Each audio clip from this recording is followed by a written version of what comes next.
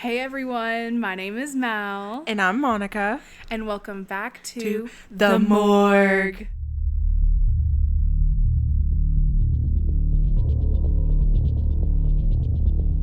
Well, hello, motherfuckers. Hey, hey. Like I said, it is the Morgue. And happy Halloween. Happy Halloween. Ooh. I hope everyone's feeling ookity spookity. Trick or treat, smell my feet. Trick or treat, motherfucker. How are you doing today? I'm good. Good. I'm good. Just been working and being a mom. Girl, and a little feel tired, that. but I'm here. That. I'm glad to be back. Oh, yeah. I have been working like a crazy person. And my last day was Friday, and then I go on vacation tomorrow. Whoop, whoop. I am so pumped. Like, pumped doesn't even describe how I feel right now. It is so well needed. I'm going to do a lot of relaxing. Like I said to you earlier, I might do just a little bit of work editing. But besides that, it's going to be relaxation central, baby. It's always good to take a little time for yourself. Oh yeah, mental health is always like a big thing. I'm always for, taking, if you need a mental health day, take that shit. And having a vacation, just getting away, going out of town, it's always just so nice and relaxing. Yeah. And it's kind of like a good reset. You could take a deep breath. Exactly. Yeah. Not really any responsibilities or anything. But before we begin today, I want to remind everyone about our subscriptions. Those are going to be coming soon, within the next few weeks or so. I would say 2 to 3 weeks. Those are going to be available on Spotify and Patreon. It'll be $3.99 a month. That'll be for 4 bonus episodes a month, or, 1 extra episode a week. And yeah, it's going to be a great time over there. We're going to do other types of movies that are not horror. We're going to be doing true crime. And then other times we might just have different topics and stuff that we just talk about. And I highly recommend going over there and subscribing. We will post as soon as we can once we get those out there and ready for you guys. Only for $3.99. That's about the same as a gallon of gas. Exactly. And that's once a month. That's it. That is a one time a month. And so also before we begin, I want to make a little note about the last episode. I maybe kind of sort of said that Halloween in 1978 made $173 million gross worldwide. And that was totally incorrect. My brain got it confused with the Scream movie, the first one in 96. So yeah, Halloween, the original one, actually made $47.1 million, which still, Jamie Lee Curtis deserves some of that fucking money. Give John Carpenter some of that fucking money. I agree. I'll still give them my paycheck any day. But anyways, today we're covering Halloween Resurrection. Your favorite. Yes. It's such a shitty movie, but it's still one of my favorites. This is the one that would always come on TV when I was a kid or a teenager. Didn't we have this on VHS? Yeah, I think so. And I thoroughly enjoyed it back then. Now that I've rewatched it after probably 10 plus years of not watching it, it's a bad movie. It's really bad. And I told Monika earlier, it took me so long to watch this movie and make these notes. This movie is worse than... No, I'm not going to say it's worse than Scream 4, but, it's right there in that book for me. Yeah. They are definitely in the same field. This movie shouldn't have been made. It should not have been made. It was so unnecessary. It was a total cash grab. I'm actually really surprised that it wasn't straight to video. Right. It's just bad. Straight to VHS. Yeah, straight to VHS, straight to home video. Halloween Resurrection is a 2002 horror movie written by Larry Brand and Sean Hood and directed by Halloween 2's director Rick Rosenthal. So as we all know, H2O was supposed to be the end for Michael Myers. However, Mustafa Akkad, the executive producer of the franchise, had a clause that legally wouldn't allow for writers to kill off Michael. So Kevin Williamson came up with the paramedic storyline, which we will soon discuss, and it was left open for yet another sequel. So the producer of H2O, Paul Freeman, brought in writer Larry Bird, who repurposed the idea that he had, which was inspired by the rise of reality TV. Basically, drop a slasher into a house full of cameras, and the viewers of the show will have to wonder whether or not it's all staged. And the producers liked the concept and used the subtitle Resurrection as a subtle nod to audiences that Michael is back. There was an original script by Aaron Kruger, which was rejected, and I'm pretty sure Aaron Kruger, he's done a lot of stuff. I think he did like Scream 3. I think he wrote Scream 3, and then I feel like he may have helped out with another one. Are you about to look that up? I can. Okay, look that up for me. I'll keep going. Yes, there was an original script written by Aaron Kruger, which was rejected, and Sean Hood was brought on to write a script based off of Larry Brand's ideas. Yeah, he's written for Rings, The Ring 2, The Skeleton Key. Oh, The Skeleton Key. Scream 3. Okay. Yeah. Okay, I thought I wasn't crazy. I knew I've heard that name before. Yeah, he's written for quite a bit of movies. So, Halloween Resurrection stars our girl, Jamie Lee Curtis, as Laurie Strode.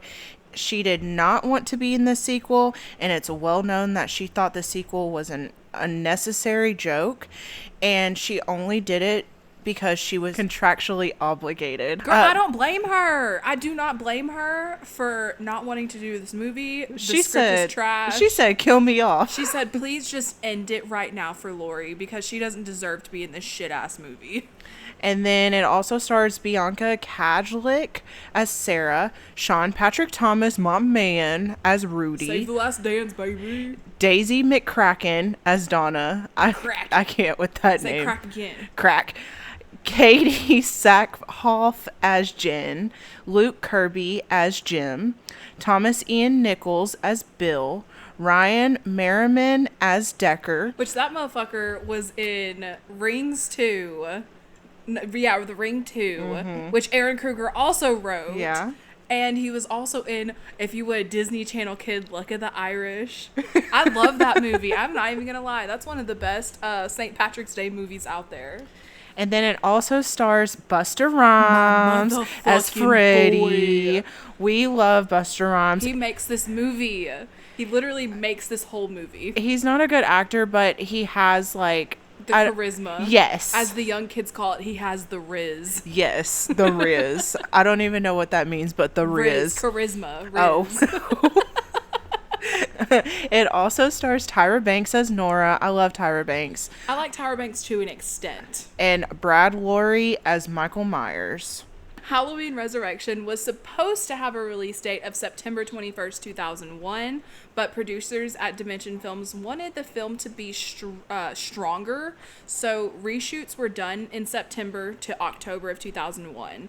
It was then supposed to release on April 19th, 2002, but was pushed back again, and it finally released in the U.S. on July 12th, 2002, on an estimated either $13 or $15 million budget. I saw both of those. We just gonna include both of them.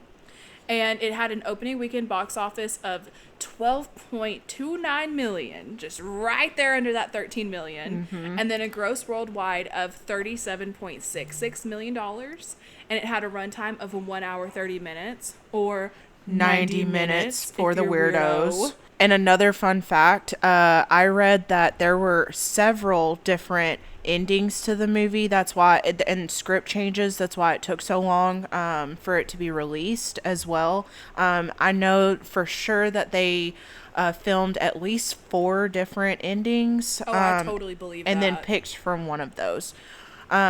So the ratings for this movie, from IMDb, 3.9 out of 10, which... I agree. I honestly, it should have been a 2. Yeah, it should have probably been like, I say a 3.5. But from that time, and for them to almost be vlogging, that was like ahead of their time. True. And the start of internet. So I can get where... I can say if they would have waited probably like 10 years on it, because like I remember whenever there was like Scream the TV series, they had like online web series stuff, and like Teen Wolf, this is all like MTV stuff, but like Teen Wolf had their like online stuff, and like the show Skins had an online sort of like web series that you can go on. I'm pretty sure Degrassi had one at one point. Like, if they would have waited about, like I said, 10 years, I feel like it probably would have been a much better hit. Yeah, absolutely.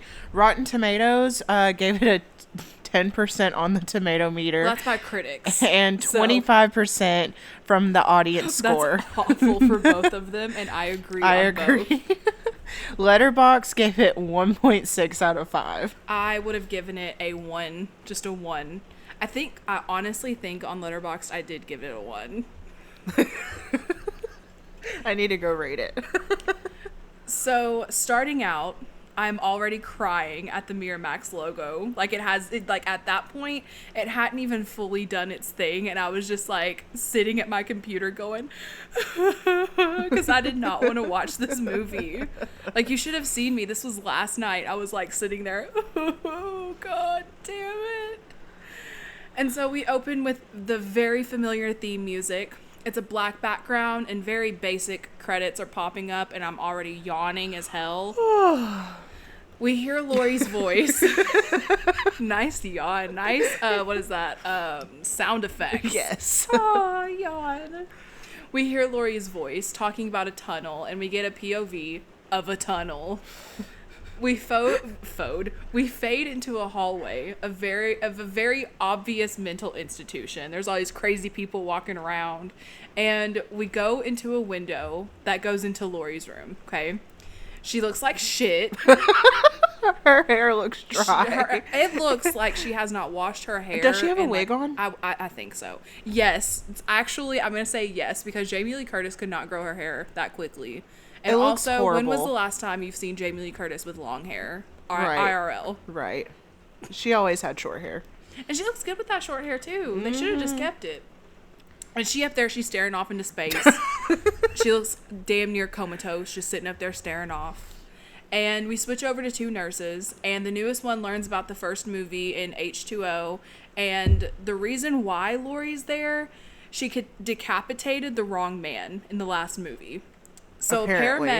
a paramedic was attacked by Mikey, and he did the old switcheroo, dumb as hell, absolutely dumb as hell. I hate it. And so basically the wrong man died at the hands of Laurie at the end of fucking H2O. And I hate when they do like flashbacks like that. Like, you know you're about to watch a Halloween movie. If you know it's like, because at this point, and I'm talking like all of them, at this point, what number is it? Number 8, number 9, like 8. And number 8, why do we have to do a flashback of the first movie, the second movie, and H2O? Literally. I don't understand that, because we already know the situation. We're on number 8. Some dumbass shit. It pisses me off every time I watch that. And then on top of that, so in one of the flashbacks, someone like pulls the mask off the paramedic's head, right? The mask is the mask from this movie, and it completely just like took me out of it, because in earlier flashback scenes, it had obviously the mask from the last movie, so you're expecting it to be the same mask, right. But no, they change it up, and it just took me out of the movie. I'm like, this is some bullshit. I'm glad you noticed that. I didn't even notice that. I notice the smallest shit whenever it comes to these movies, especially whenever I'm sitting there having to type all this out. Right. I'm like looking at every single detail. Right. So they give Laurie her meds, and as soon as they walk out the room, she like comes to life. There's like this piano music, and she spits out her meds, and she stuffs them into the back of her Raggedy Ann doll. Like, what? And there's just like probably like hundreds of pills in the back of this fucking doll. How long has she been planning this shit? I don't know. She ain't falling for no fucking funny business in there, though. She's like, I gotta stay alert. I gotta stay ready. Stay ready so I ain't gotta get ready. She looks outside, and she sees Mikey with his awful mask just standing there, watching her. But then suddenly, he disappears. So is he really out there, or is she just crazy? Right, because in the H2O, they portrayed her as like having like PTSD and flashbacks. Seeing him when he wasn't there.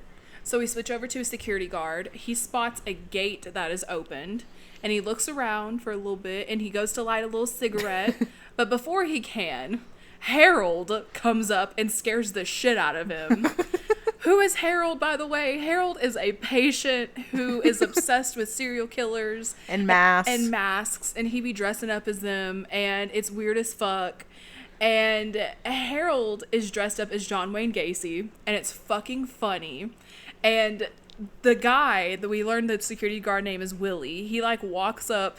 And he's like, who are you today? And the guy's like, John Wayne Gacy. And he starts like naming off all these facts and shit. And it was funny because me and Hannah watched like the first 10 minutes of this because she wanted to know what happens. Yeah. I was like, you watch the first 10 minutes, it'll tell you what happens to Lori. Right. Like, she wanted to know. And so he starts naming off all this shit. She's like, that is you as fuck with horror movie stuff. And I'm like, that was my immediate thought. Yeah, that's me. And so, as they're like walking back inside, we see Mikey peeking in from the shadows. He's like up in there in the fucking woods. Being all creepy. Being a creep. And we switch over to the security guards and they see, quote unquote, Harold, who is actually Mikey, lurking in the tunnels of the basement. And they head out to go check it out. And when they get down there, Willie says that he needs a little snacky snack. He didn't This have is my dinner. favorite part of the whole movie. So Franklin goes and he leaves to look for Harold, right? Fun fact, the guy that plays Franklin, the other security guard, may look a little familiar because he played Blake's dad in Freddy vs. Jason. He sure did. He sure did. He got his head cut off. Yes, the quickness. He sure did. I looked at him, I was like, he looked familiar. So as Willie is eating his 50-cent coffee cake. And he's scarfing that thing down. Crumbs going everywhere. All over his face, all over his uniform. He said he hasn't eaten all day. He eating the fuck out of Which that. I do not believe him with that potbelly. He has eaten all day. He definitely had dinner. He's a liar. He just wanted something sweet. You're right. So he walks over to the... so he's eating his coffee cake. He hears someone scream. So he walks over to the laundry area. With a mouthful of coffee cake. And he decides to check and see what's banging around in the dryer. And as he opens it up, he unveils Franklin's severed head. That's the second time. Just in the fucking dryer, right? And Mikey, he shows that he still has never missed a arm day in his life because this motherfucker just one-handed lowers himself from a pipe in the ceiling behind Willie. That pipe is strong. That pipe was strong as fuck. It's one of those that are made out of fucking lead. Up in there, he just lowers himself, just low, just quiet. And as Willie steps back, this motherfucker, he is so shocked from finding his partner's head that he trips over Franklin's decapitated body. And how did he not see the body? How the fuck did he not see this body? Just walking into the laundry room. How did you not see the body to the left of you? There's blood on the ground and everything. How did you not see this fucking body? Right. And Willie, like, gets up and ends up backing right into Mikey, who gives him a nice little neck slit. And so then Mikey, he's on a fucking mission. He goes to Lori's room, which, how the fuck did he know that that was her room? Mm-hmm. Questions. I have questions. And this motherfucker just bursts through the door. Just walks right through it. Walks right through it. His whole body through the fucking door, and his hair is like sticking up and shit. That Looking was like crazy. that was the worst moment of this whole movie. Just his hair sticking up, like his hair looked nappy. It looked nappy as hell. He needs to put some grease up in there. Right. And he goes over to try to like stab the sleeping body on the bed. But Lori, she's smart. She's been ready. She hits him on the head with a lamp, and then like the chase is on, right? Lori ends up leading Mikey up to the roof. And as he examines this piece of clothing that she like left on the ledge. She was trying to trap his ass. Yes. Lori shows the hell up. She set a trap for him. And she presses a button, which makes a rope wrap around Mikey's leg. And now he's like dangling upside down over the ledge by a rope. Okay? She says, I knew you'd come for me sooner or later. What took you so long? Being all dramatic and shit. And proceeds to have a pretty boring ass monologue. And then she starts to cut the rope to drop Mikey to his death, right? Then Mikey starts grabbing at his face. He's like trying to get the fucking mask off, grabbing at it like he's having a fucking panic attack and the shit. And it's making Lori have flashbacks to the last fucker that she thought was Mikey, Which, how did Mikey know Exactly. about the last guy grabbing at his Exactly. face? How did he know that that would send her into like a PTSD moment Exactly. of like, maybe I need to double check. I have you know? questions. And so Lori walks up to take off his mask just to be sure. I just have to be sure. And Mikey is smarter than Lori because he literally grabs her ass, pulls her over the ledge. The rope snaps. Mikey cuts her a little bit in the back. She's holding on to him for dear life. This sad-ass music is playing. He's holding on to the ledge, again showing that he does not miss a day in the gym. Right. He stays in the gym. He has her holding on to him. Yes, he's just holding on. That's at least altogether maybe almost 300 pounds at least. I would say Mikey's probably good 200. Right, and then Jamie Lee Curtis is probably, what, 150? 150, 120? Yeah, 120, 150. Yeah, that's at least 350. Shit. And so she's holding on to him for dear life. He's holding on to the fucking ledge. And Lori proceeds to kiss this man on his mouth and says, I'll see you in hell. Then falls to her fucking death. What the fuck, movie? What the actual fuck? I'm this pissed. is unnecessary. This version of Lori is trash. She's weak. And she's never been weak in any of the movies. And also, why the fuck does she gotta kiss her brother on the lips? On the fucking mouth. Straight up, just mwah, up on the lips. I could never. Right. I But she was literally ready to die. She was ready. She was ready to die. She was so ready to die. She said dude. this movie was a waste of time. said, "Fuck this this was shit, my I'm waste out." of time. I filmed for 15 minutes. I'm gone now. Mikey then walks to Harold's room and gives him his knife. And Harold just stands up and starts reciting facts about Mikey.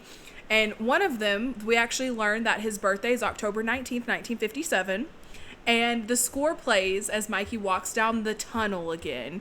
And we get the title card, Halloween Resurrection. Which, the title card was on there so fucking quick. Like, it literally popped up. It was like Halloween, and then like the resurrection kind of like faded in. And then as soon as it faded in, it went away. Yeah. I was like, damn, that bitch Yeah. is quick. Yeah. Switch over to Haddonfield University, and Professor Mixter is teaching a class, and Sara is the only one that's paying attention. Sara is our very annoying final girl. I don't really like Sara. I kind of feel like she's an annoying, just boring dumbass. Yeah. She's not dumb. I just feel like her character's overrated, I guess. She does some It's just- questionable things, in my opinion. Yeah.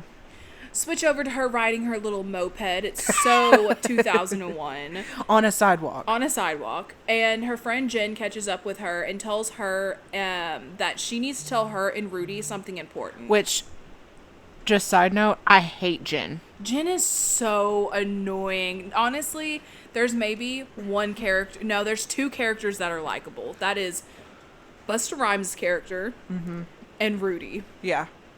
That is Basically. it. That is Basically. all. Jen is like the off-brand Brittany Murphy. I feel like they tried to make her look like her. I can see that, but she honestly just naturally looks like that because she was in the movie Oculus, which I honestly kind of like. I'm not going to lie. And she looks literally the same. The only difference is her hair is naturally red. Oh. Well, maybe they should have kept her hair red or something, or darker. I don't know. Yeah, I think they just kind Maybe of it's wanted... a hair flip for me. I think it was just they needed a dumb blonde in the movie because that's a classic movie trope is to have a dumb blonde. Yeah. You have a smart girl who's kind of bland, who's going to end up being the final girl. And then you have the slut, which is Donna. Right. Right? And then you have like Rudy, who's like kind of like the nice dude. You know, he's not creepy or anything. And he's the black man, so he's gonna die. Of course. Even honestly though, LL Cool J didn't die. Right. And also in Scream, fucking Joel didn't die. He was the True. smartest motherfucker in Yeah, the he in the left that franchise. motherfucker. So like, just because Same, you're a black though. dude, just because you're a black person does not mean that you have to die. Right. Also, I know what you did last summer. Brandy didn't die. True. Her boyfriend did though. Yep. But Tyrese. Anyways.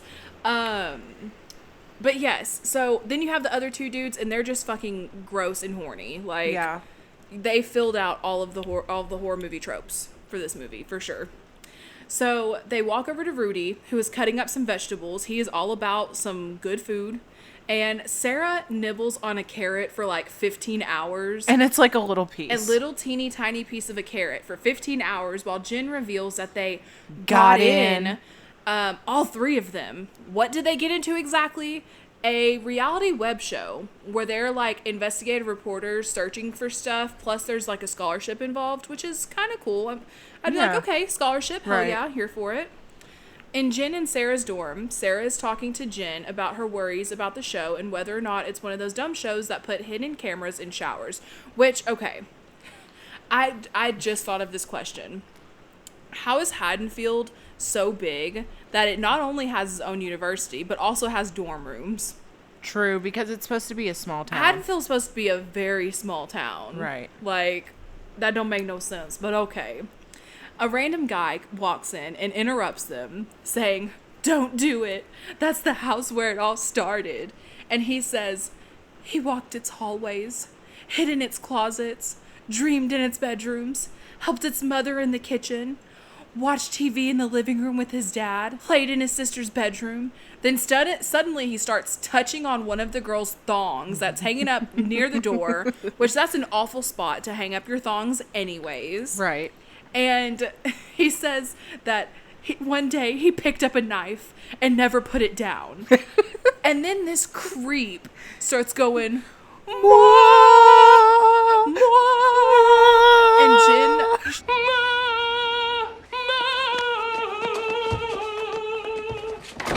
That guy's fucking weird. shoves him out of the door. That fucking part is so random. Mwah! Like...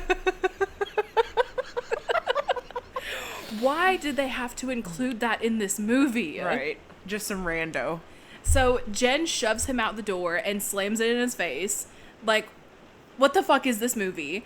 And Jen tells Sara not to pay any attention to that guy. And Sara says that she needs to send a quick email.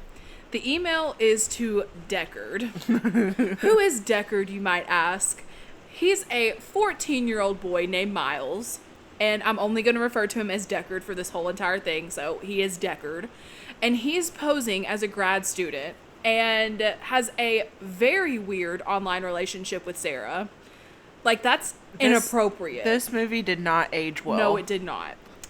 Deckard is talking to his friend, who is so ugly and so punchable. I cannot stand to look at this kid's face. It's his teeth and his dimples. He looks like Stuart fucking Little. Yes. He literally looks like Stuart Little if Stuart Little was a human. I don't know why they cast this asshole looking kid. And also, this motherfucker could either be 14 or 25. Easy. He's probably just really fucking short. Yeah. Like, what the fuck? That night, Sara and the rest of the cast show up to the hotel where the orientation for the show is starting. We meet Freddie, a.k.a. Busta Rhymes, which I'm only going to refer to him as Busta Rhymes. And then we meet his assistant, Tyra. Nora, a.k.a. Tyra. She's only going to be referred to as Tyra Banks, right? And we learned that they, on Halloween, are going to explore the childhood home of Michael Myers. And we get this corny compilation of Tyra asking people different questions. And we end up with Sara being asked her question. And the light behind her ends up falling and scaring the living shit out of her.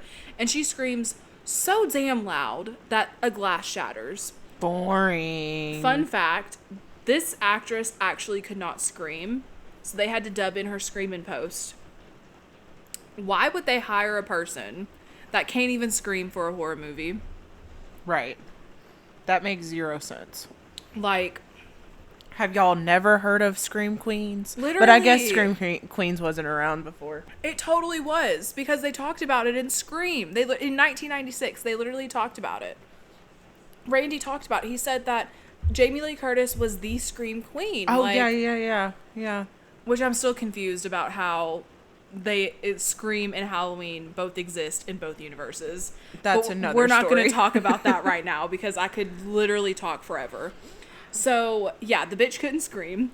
And the scream excites Busta Rhymes, and he says that that's exactly what he's looking for.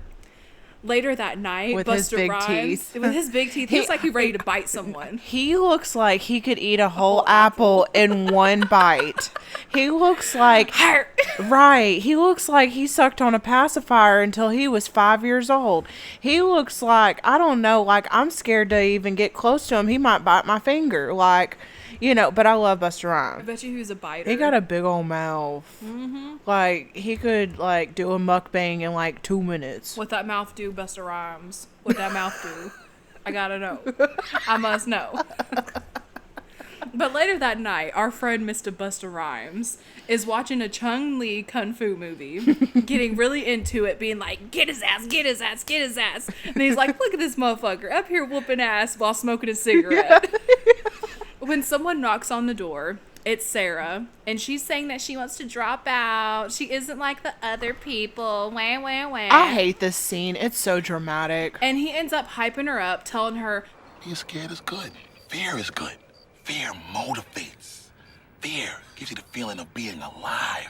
and she ends up changing her mind. And this scene is 10 out of 10 unnecessary because it literally only gives us insight that Busta Rhymes likes kung fu movies. Like, that's it. That is the whole premise for that whole scene. Right. Busta Rhymes loves him some Chun-Li kung fu movies. That is all. It'll come up later in the movie, but like it's like That's such a it. small fact that That was like a 7-minute long scene that they could have cut. yeah. So the next day in town, Sara, Jen, and Donna are trying on some clothes, and Sara, she tries on a tank top, and it does not show that much. She's like, oh, it's just so revealing. Like, girl, it's not even showing your cleavage. Right. Like, chill. It's a normal tank top. And she gets a vision of Mikey standing outside in a terrible mask, and I'm just trying to understand why, because the only people that has ever had visions of him are his own family, and she has no relation to him. Yeah. Like, okay, movie, make it make sense, please. Flip over to Deckard and his friend Stuart Little, and Deckard is swooning over Sarah's interview that was posted the night before, and Stuart Little is over it. He reminds Deckard about the senior party that they're invited to, and Deckard, of course, goes to get ready for the party. There's a little scene where they're discussing cameras, and another worthless scene that is just hella tit shot, and the camera quality on these poor little cameras are so bad. It literally looks so Jigsaw-esque. Like, I'm pretty sure Jigsaw used those same exact cameras. Yeah, it was bad. And I know that Bad it was quality. this was filmed in 2001. I get it. Terrible quality, but damn, it was bad. And so over at the Myers house, which does look pretty close to the outside of what the OG one looked like for the most part, Tyra is blasting music in the garage, which was that her song that she was blasting? I think it was because it sounded like her singing. I'm pretty sure it was Tyra because singing. she once upon a time put out an album. And so she's talking to this guy, Charlie, over the walkie-talkie, and he's in the house setting up cameras. They have a little back and forth, and Tyra basically tells him to pick an angle and move on. She starts dancing and whipping up a coffee drink of some sort, which It looks looked so good. so damn good But at the so end. messy. Messy as hell. I bet you it was sweet. It makes my teeth hurt looking It at it, looks but so it looks good. so good.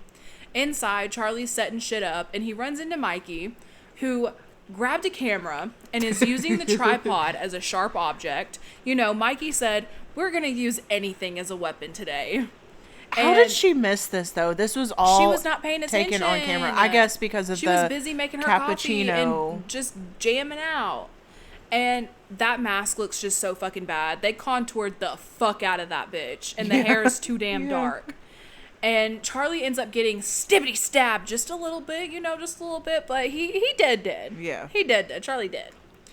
Busta Rhymes and the cast roll up, and they get ready to go inside. And he talks to the press who's waiting outside, and then pulls out an air horn and is like, let the Dangertainment begin in this motherfucker. And he releases the air horn. So dramatic. So dramatic. The cast race inside, and it doesn't look too bad to be an abandoned house, like, for 40 years.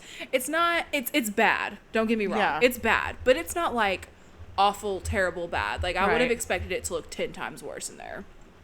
Mikey is, of course, lurking around. We hear him breathing after smoking a whole pack of 200s in one day. Literally. That's how he sounds. Literally. someone asks what they're gonna do. They're like, what are we gonna do? And this one guy, Jim, he has a pretty damn good idea. He says, We don't have to do anything. Technically, we just have to be in the house. he is thinking on my level. Right. 10 out of 10. I would have found me a little spot in the corner and sat Exactly. my butt right there. Sarah says that they should be looking for answers, and the guy says, the devil made him do it. I'm done. Same. Right. Same. It's Right. the devil. Evil, you know, he conjured up some spirits, whatever. That's what Dr. Loomis said. Right? He said he's evil. Evil. Evil. Everyone splits up and starts to explore, which is a terrible idea. Never fucking split up. Sarah opens up a pantry and sees a creepy ass high chair with straps, like a metal thing chained to it. And that just reminds me of House of Wax remake. Right. I don't know if House of Wax took this from this movie or not, but that's all I see. And at the senior party, not much happens except for Deckard. He finds a computer room, and bada bing, bada boom, bitches, he has found his way to watch Sarah, which is fucking creepy. Go be a kid. At a Halloween party. You are literally at a Halloween party. You are a freshman invited to a senior Halloween party. Boy, go have some fun. Go get drunk or something. I would be getting lit. Liddy motherfucking titty up in that bitch. The group are in their pairs. Bill and Jen head upstairs into Judith's room, and Bill is being a creep, and he tells Jen that one flash could light up 100 computer screens, and she goes to show him a little bit of titty, but she punks him out as if, you little fucking bitch, you little horny ass bitch, Right. Bill. And as all this is happening, of course, Mikey's still creeping around the halls, breathing all hard and shit, all like... smoking his fucking 200s. Bill looks like he picks his nose. Bill probably does pick his nose, honestly. Donna and Jim head down to the basement, and they talk and flirt a little bit, but Donna kind of isn't feeling it, and she says, screwing a music major is tantamount to lesbianism. Ouch, Jimbo. Jimbo. Sorry, Jimbo. He's a creep anyways. He is a fucking creep. Just All the of way men, he be looking. Like I said, both of the men, besides Rudy, are fucking creeps. Yeah. Sarah and Rudy are roaming around the first floor when they hear Jen screaming upstairs. They run up to her. Bill is like, I can't find her. And Rudy enters a room, and he's like flashing his light around, and he turns his head right as the light illuminates Mikey just standing in there. Sarah goes into a room and is jump scared by Jen. What an asshole. And Rudy says it at best. That was foul. That was fucking foul. How are you gonna scare your bestie like right, that? in Michael Myers' house. Exactly. I would not be playing. I ain't even gonna lie. So at work, I am big on scaring people because it's funny. You know what I'm Right, saying? Like every right. once in a while, going ooh and just scaring someone, like that's fucking funny. But I'm not gonna do it in Michael Myers' house. Right. The fuck. Bill goes into an empty room and he talks to the audience via looking into the mirror and ends up getting got by Mikey. Good, he jumping deserves through it. the glass mirror and stibbity stabbing him a little bit. Ouch. Your motherfucking pervert ass is dead. He Bill. was only in the movie for like 20 minutes. Literally 20 minutes. Jen, Sarah, and Rudy are in the parents' room goofing around, and Mikey stalks them in the hallway. And Sarah looks into the closet. She gets scared by a fucking mannequin and gets locked into a closet, which luckily Rudy is able to get her out of there, being a manly man and shit. But damn, girl, how you gonna get scared by a fucking mannequin? She's just scary. She is scary. She Why does would not she belong there. sign up for that? It's like The scholarship. It's like because I have like anxiety and stuff. Why would I go to a haunted house? Why? No, I get that though. Because I would be scared. I don't want to be scared. I don't enjoy that. Now, when I was younger, I enjoyed it, but now like I don't want to feel scared. You know? No, I get what you're So saying. I but wouldn't also, sign up for something like that. These are like young college students. I could imagine that she probably really needs the scholarship money. Right. So I get it, but like also her friends have drug her into so much more shit that I would have been like, Yeah. homegirl, I ain't doing nothing else that you about to drag me into. Fuck that. So back with Deckard, more people are starting to crowd in and watch the show, and another guy comes in and is talking to him. Fun fact, this guy, he also played Freeburg in Freddy vs. Jason. He sure did. Yup. He just doesn't have the hair. Yup, we have 2 Freddy vs. Jason guys in here. I'm That's so here crazy. for it. It's absolutely insane. And as Donna and Jim explore the basement, they see a weird, like, keyhole in the floor. And while looking at it, they bump into each other and almost kiss. But Jim, he's gonna cock block himself, and he runs upstairs to grab like the little metal thing that was attached to the high chair. Meanwhile, upstairs, Sara, Rudy, and Jen are looking in Mikey's old room, and Rudy says that this is all wrong. Like, it's too easy.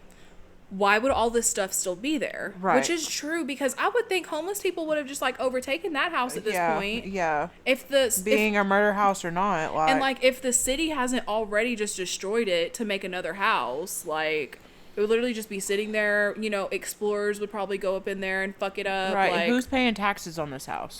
who is paying the taxes? Because I know wanna Mikey know. isn't. Exactly. He ain't got no Shit. job. He can drive a car though. He could steal a car. He could steal a car. He could drive a car. But, But paying how taxes. How does he get gas?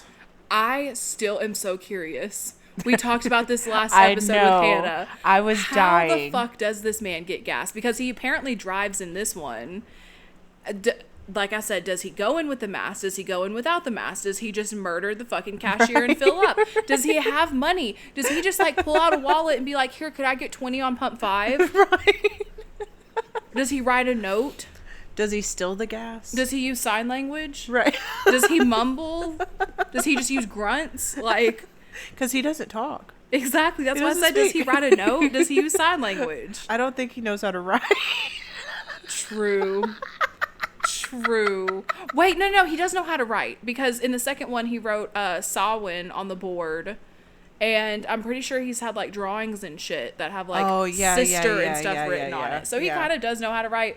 It's just not very good. But does he say 20 on pump 5? Right. So back in the basement, Jim comes back with the metal thing that turned out to be a key, and all the while Mikey was up there stalking Donna. They end up opening this door that leads into the ground. It's like this underground cell-looking thing. They look around and hypothesize on if Mikey's parents kept him down there. But then, for some reason, they get ultra horny and start... Of course. They take off their cameras and they start getting down to business. This has to happen in every horror movie.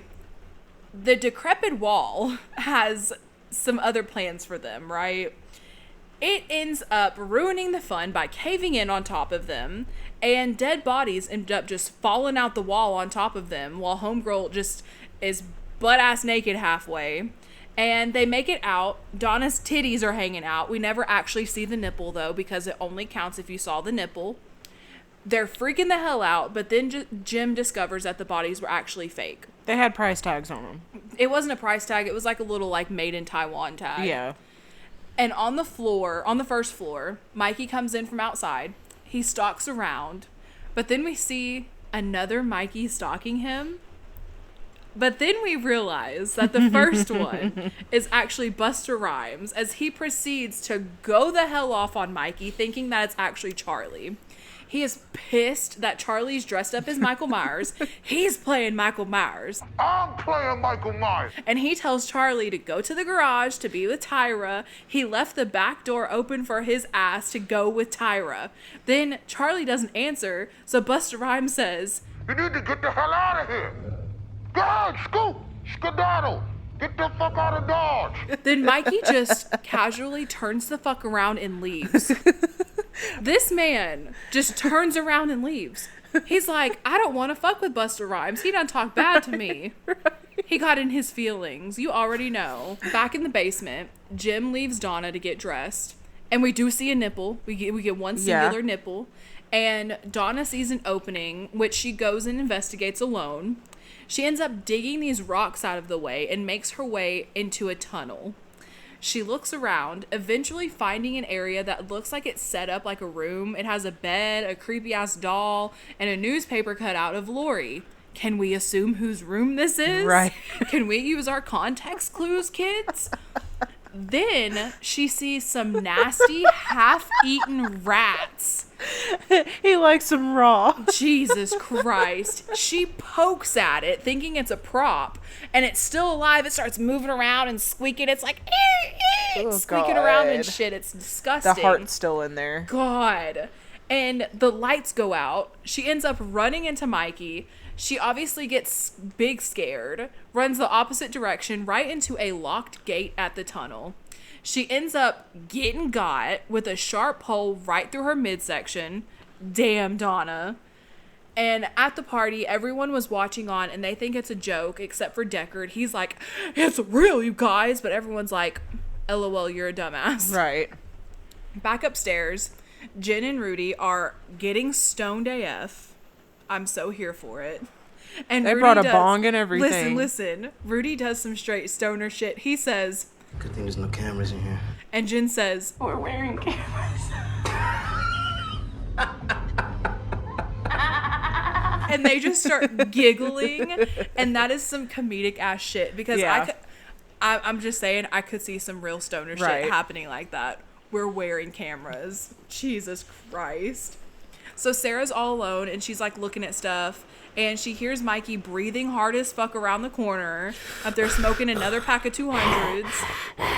Just So like she that. literally, so she runs upstairs and Rudy comes out of the hot box room and they both go downstairs to the living room where she thought she saw Mikey. Then she's grabbed from behind. Jim comes up and hits the fuck out of that person from behind.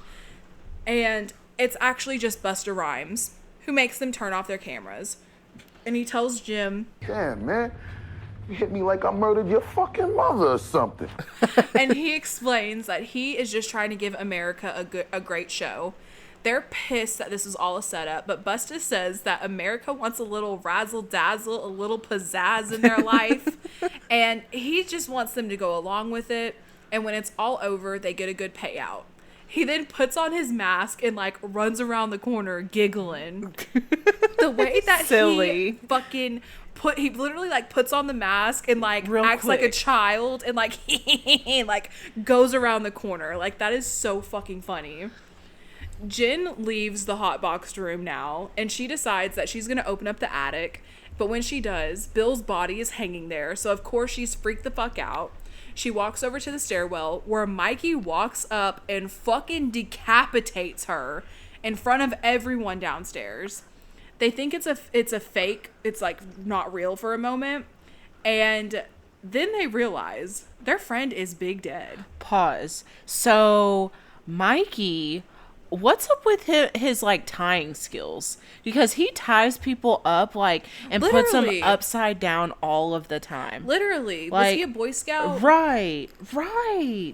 At They're- 6 years old? And he's so what is that word? Detail oriented. Right. Creative. He's very detail oriented, creative, everything. Like, and the way that this man's, he, like you said, like he sets it up so intricately, and Right. it's like he wants to show off what he's done.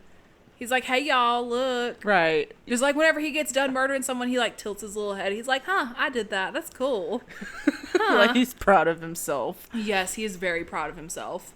And so Mikey's after them as well now, and they all try to leave, but the front door is locked. So they run into the living room, and Jim, he tries to fight Mikey a little bit. He gets one good swing on him with a camera on a tripod, but then Mikey, he grabs that shit, which stuns Jim, and Jim's just kind of standing there. Mikey then raises his knife, and instead of stabbing Jim, he stabs it into the wall. And then he just grabs Jim's head and starts squeezing it, literally until he's just bleeding from all of his orifices. Creative. I'm just wondering how much does Mikey bench press? Like This how man, much? like I said, he stays in the gym. Yeah, he has to. He has the fucking Planet Fitness like plus the premium. Right. Like he stays in the gym. I wonder if he wears his mask to the gym. I wonder if he wears 'Cause regular gym to pick clothes. somebody up by their head and squeeze it at the same time, that's a lot of upper body That's strength. a lot of upper body strength. He be lifting up a lot of people. Being able to cut someone's head clean off in one swipe. Or hold himself from a pole, a lead pole. Exactly. Holding himself up. Like I said, when he's not murdering people, this man is in the gym. Sara attempts to run upstairs, but Rudy distracts Mikey and takes him to the kitchen. So Sarah's able to run upstairs. She runs and hides.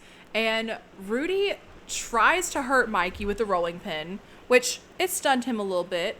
And then he threw some seasoning in Mikey's eyes, which also stunned him just a little bit, but it was not enough. He should have continued with the seasoning. Yes, I would have just gotten some like fucking pepper and just pss, up there sneezing and shit. Make him sneeze, make his eyes water. Exactly.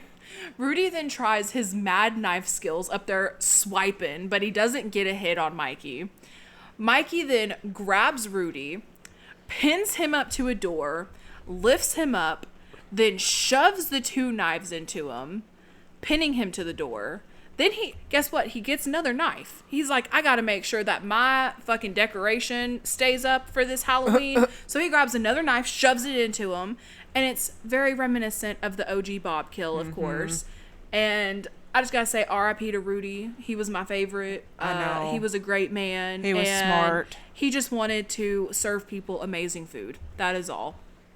Sarah's dumbass is upstairs pleading to the audience. She tries to message Deckard, and Deckard messages her back, and he tells her that Mikey's coming up the stairs. He says he's in the hallway and not to scream, but this stupid bitch does anyways. He literally says, he's in the hallway. Don't scream. What? Bitch, that was a scream. So Deckard tells her to try to get out via the window, and she's able to, but Mikey gets in the room just as she gets out. So of course he's a little sus. He's like, I heard this bitch in this room. Where the fuck did she go? So Sara backs up against the wall outside, and this motherfucker, Mikey, he don't give a fuck. He breaks through anything. Doors and windows. He breaks the window open with his head. He just don't breaks the fucking window. And so Sara kicks him in the face, and she's like climbing the roof. He slices her on the leg. She climbs up to the attic, and Deckard's like, I can't see you. And she like grabs her little camera and is like, where is he? And Deckard says he's in the hallway. So when Mikey's in his old room, Deckard tells her that now's her chance, go. So she takes the ladder to the upstairs hall. Then she gets grabbed the fuck up by Busta Rhymes, who is like, we need to get the fuck out of here now. So as they approach the stairs, Mikey comes out. Busta tackles the fuck out of him. Busta gets thrown across the room, then squares up to Mikey and says, So you want to be on Dangertainment? Let's see what you got. and kung fu kicks this man. And while they're fighting, Sara wraps a cord around Mikey's neck, and Busta is able to kick his ass to the point of him falling out the window and hanging by the cord. They think it's over, but we all know it ain't that easy. No, Mikey don't die. No, he's been like, blown up and everything. He don't die. I am here, motherfuckers. Like, you got me fucked up. So as Busta and Sara are trying to leave, Sara gets a message from Deckard telling her that Mikey's still alive. They see that he is no longer hanging from the cord. This part fucking kills me. Sara asks Deckard where he is. Deckard responds, in the house. In the house? You couldn't have given me a specific location. You the couldn't living say, room, he's the in dining the kitchen, room, he's in the dining room, he his came in the back door, right, nothing. anything. He's in the basement, nothing. He's in the house. Thanks for the fucking help. But lo and behold, he's right behind them. It's very comedic, actually. It's like, he's standing right behind me, isn't he? Sort of thing. Yeah. And he stibbity stabs Busta twice. Sara runs off and is able to escape the house by going into the basement, down into the cell thing, into the tunnel. She sees Donna's dead body, and then she goes out through a ladder that leads to the inside of the garage. That was one hell of a fucking scene of this bitch just trying to get to the garage. Right. So then she barricades the hatch that led to the garage by throwing a fucking lawnmower on top of it upside down. So now the gas is pouring out everywhere. Then she backs up, she slips and falls on the blood that's on the floor, a la Jimmy from Halloween 2. Right. And she sees Tyra's body strung up on the rafters. Damn. Tyra got an off-screen kill. That's just disrespectful. Right. They should did have showed her. They did her dying. wrong. I know it's in like the deleted scenes because I've seen things from it, but like, how they gonna have the kung fu scene? Right. But not Tyra's have death. Right. They're just like, oh yeah, we'll just have them just discover her body, whatever. Sara sees Mikey is coming to the garage and she tries to escape, but the other door is locked, so she tries just hiding. Mikey comes in, huffing and puffing, smoking his 3rd packs of 200s for that day, up there like... And... Y'all, Sara comes out wielding a chainsaw, gets his ass maybe twice, before starting a fire and running out of gas. How you gonna go out there on a 10 and end on like a 2? Right. Running out of fucking gas. Right. So she then throws the chainsaw at him. Throws it She at just him. chunks it. Like, that's gonna really hurt Literally. Mikey. But she's then thrown across the room where because the lawnmower has blown up. And she's now trapped under the smallest fucking shelf ever. How the fuck was this And bitch some not wires. able? Why was this bitch not able to get up? Mikey rises, showing yet again that he never misses a core day. And the garage is burning up all around him. He's about to come up there and stibbity stab Sara. But then Busta Rhymes busts up in there. Yes. And he says...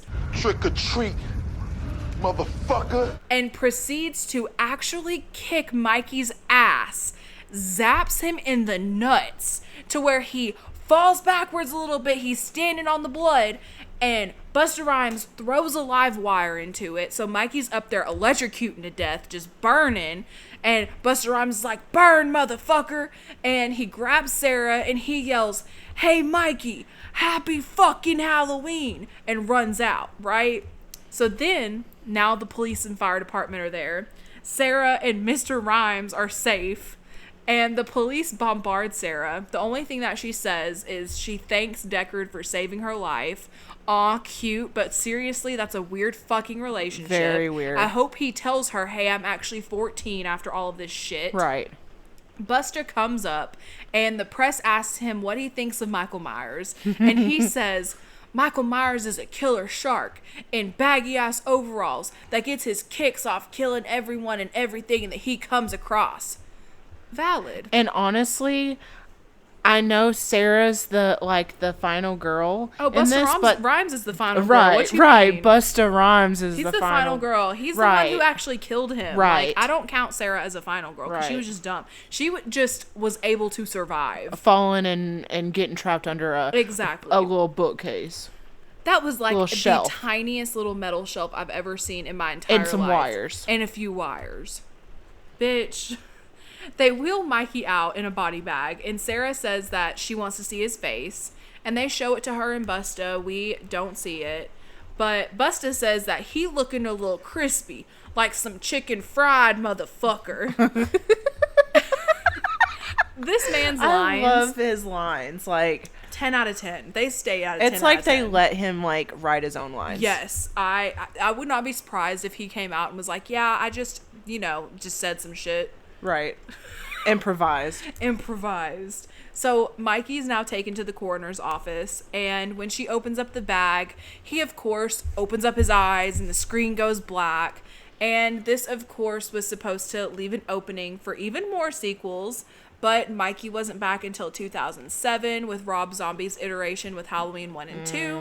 And then, of course, in 2018, the Blumhouse trilogy has started, and this was no longer a thing. All of the sequels were no longer canon, and it was simply just a sequel to the 1978 film.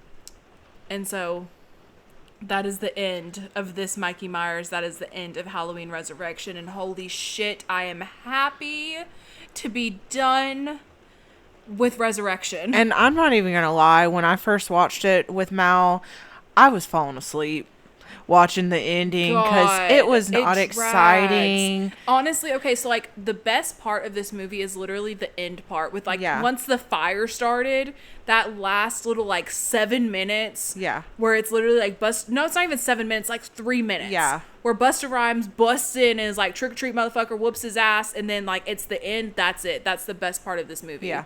If you're gonna watch any part of it, watch any part that has Busta Rhymes in it, honestly. Because he brings that energy. He does. He brings that 10 out of 10 energy that the rest of this movie just does not have. Mm-hmm.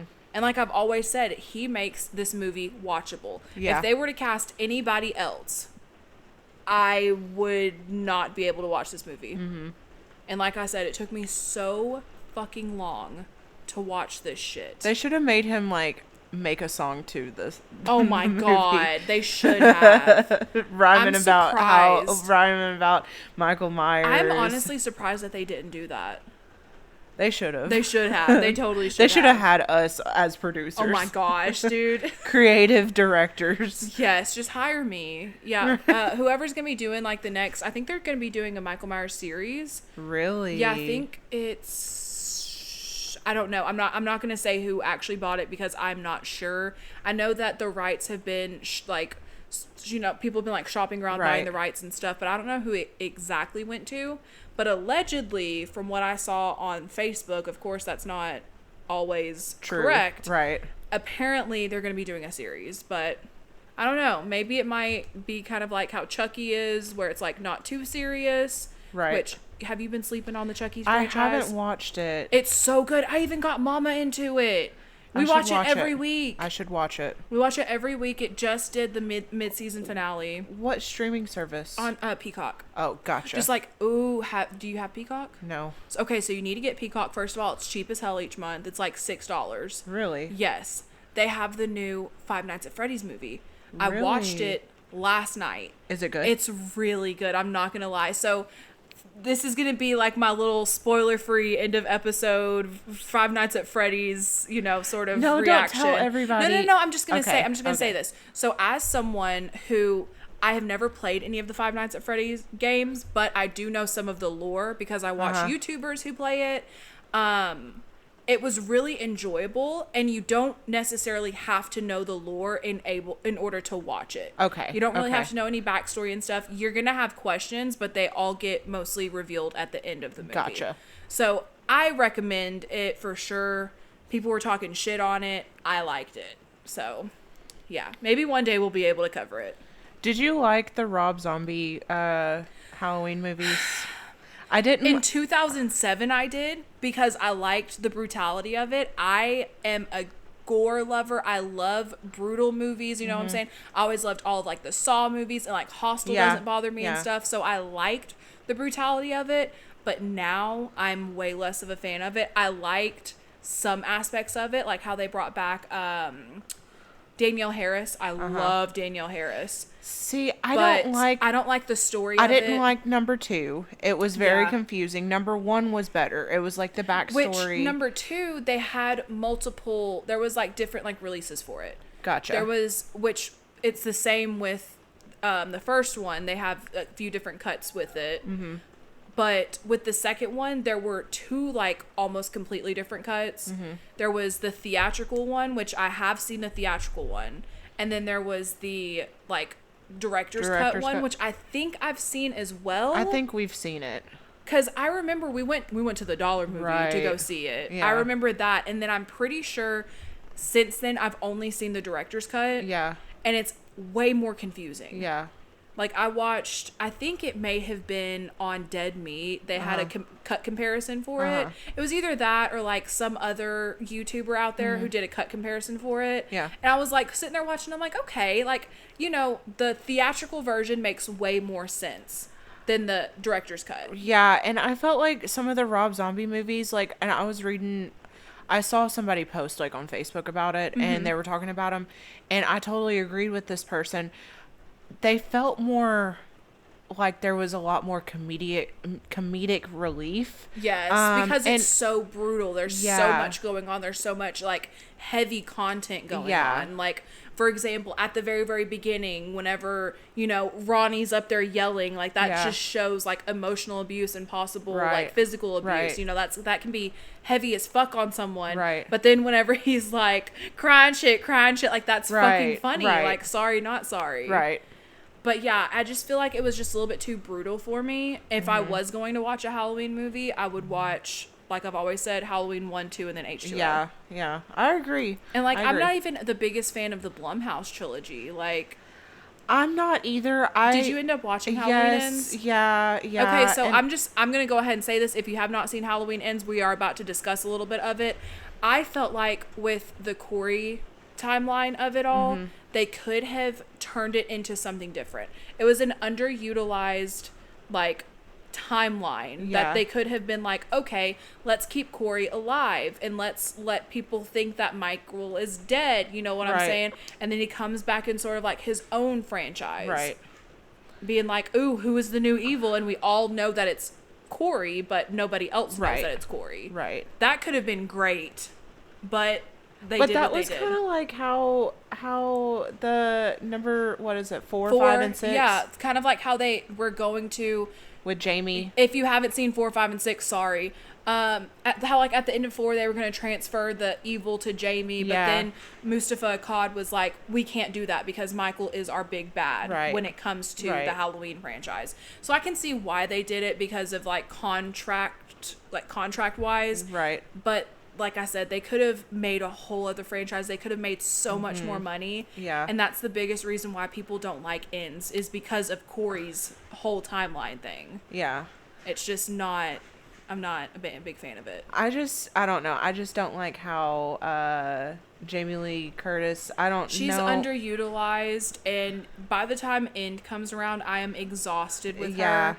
I love Jamie Lee Curtis. And they made her look so old.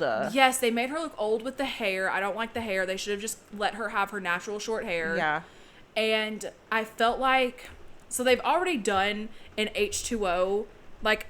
The paranoid Lori. This is like paranoid times a million. Yeah. It's 40 fucking years later. Like, calm down, girly pop. Even though, yes, he does come back, but still, calm down, girly pop. You have literally ruined She was ready with that shotgun. But guess what? She literally ruined her whole child's childhood. Yeah. Got her taken away. Yeah. Like, that's your side. And now her granddaughter, and now her granddaughter's all fucked up, too, because of it. So it's like, you gotta chill. And so I feel like it was good to, like, end her timeline yet again, even though H2O could have done that. Yeah. It was good to, like, end it, but... I like how they went back to the hospital. In Kills? Yeah, a little bit, because it was kind of, like, nostalgic, but also I just didn't really like the movie. Again, Kills was another one where Lori was just super underutilized, and the whole evil dies tonight was the most annoying fucking thing ever. Yeah. I wanted to off myself. They just kept fucking saying it. Yeah. And like, I'll say this, the kills were good. And in that whole trilogy, the kills were really good. The gore was really good. I liked how in the first one they had that one ongoing scene, that one-shotted scene where he like goes into the people's backyard and like steals a knife and then like comes up and kills that woman and then like you know, all of that. Like, that is awesome. I love those types of I'm a sucker for a one shot. You know what I'm saying? Yeah. I know that's not the right word for it. It's like a continuous... Extended continuous shot. Like, I am a sucker for one of those, especially when there are multiple shots in it, but you can't tell that there's multiple shots in it. Right. Those are mwah, mwah, chef's motherfucking kiss.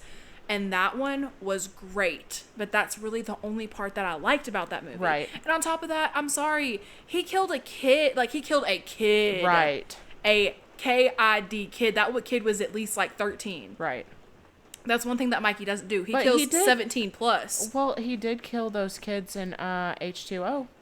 The beginning scene. Jordan, Jason, whatever his name is. Joseph Gordon-Levitt. I would think they were probably at least 16. He looked like... They looked like they were at least 16. But still, what's the difference between 13 and 16? That's only 3 years. They're still teenagers. Maturity level. Okay. And a 13-year-old, I just feel like this sounds kind of bad, but like I feel like a 13-year-old is more or less more like a kid. You know what I'm saying? They're not going to be an asshole like a 16-year-old who's going to steal beer, do the whole horror movie trope, drinking alcohol, trying to have sex. A 13-year-old's not going to do that. Right. A 13-year-old is not going to do really any of the horror movie sins. True. You know what I'm saying? Versus a 16, 17-year-old who's going to probably try to partake in all of them. Right. But hey, that's just my opinion.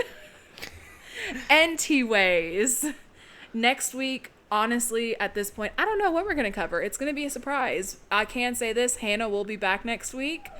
And yeah, the next time you'll see Monika or listen to Monika will probably be on one of our bonus episodes on those subscriptions, which will be available on Patreon and Spotify for $3.99 a month. That's the same amount as a gallon of gas. That's the same amount as like, that's honestly cheaper than a small cup of coffee. Like, Yeah. sacrifice 1 cup of coffee a month. $4.99 or $3.99, $4. That ain't Just to shit. listen to Mal and Hannah. Just to listen to Mal and Hannah and you And sometimes me. and Mama Mel, and I'm gonna bring some more friends on. Like, it's gonna be a great time. Yeah. It's gonna be a great time. And it's not only just going to be horror. Yeah, either. it's gonna be all different types of movies. We're going to do some games, I've mentioned everything. this before. We are gonna do Beer Fest. You guys are gonna hear about our drinking game that we have with it. Ooh-wee. Like, we're gonna be doing true crime. Like I said, we're gonna have different types of like topics and stuff. I've already kind of thought of one with like conspiracy theories and stuff, and like Mandela effects. I love it. And just like, you know, just different things, different fun things. So yeah, we'll see you next time, and we hope you have a spooky ooky Halloween. Thank you for having me. Absolutely, you are I welcome back enjoyed it. anytime. Yay. And yeah, I will see you guys next time. Bye.